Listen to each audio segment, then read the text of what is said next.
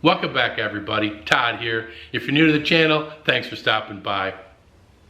Every once in a while, I like to do a product review, something that I think is going to fit for you, the viewers of my channel. You know, I'm all about outdoor things and projects and those types of things. And today what I've got for you is an aluminum rack for the back of your pickup truck.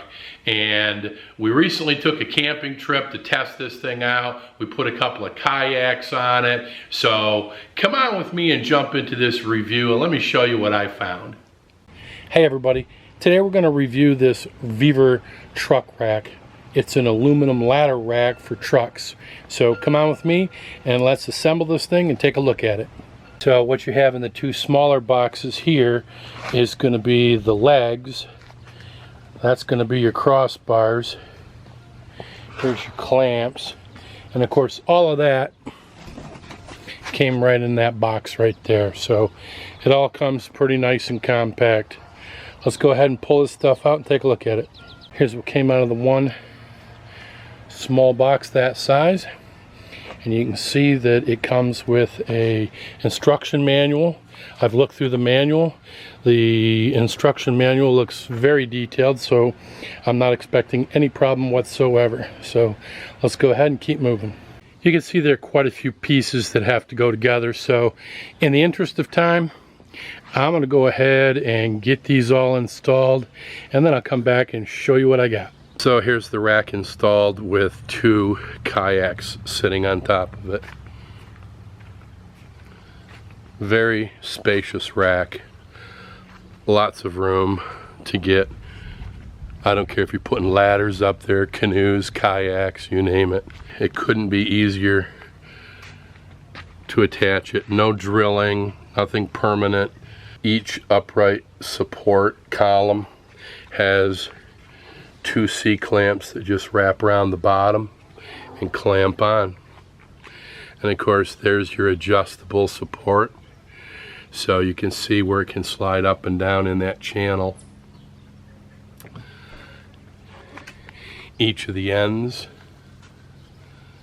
has your cargo hooks on them, and those come in very handy to tie off straps. And then in the end of it, you've got a loop there too. So between the upright cargo's hooks and the hooks on the end there, lots of additional support. It's very solid. You know, you're shaking the whole truck. It fits the truck very well, and of course it's adjustable. You can put those closer together if you'd like. For our purposes here, for the kayaks, that's a perfect setup.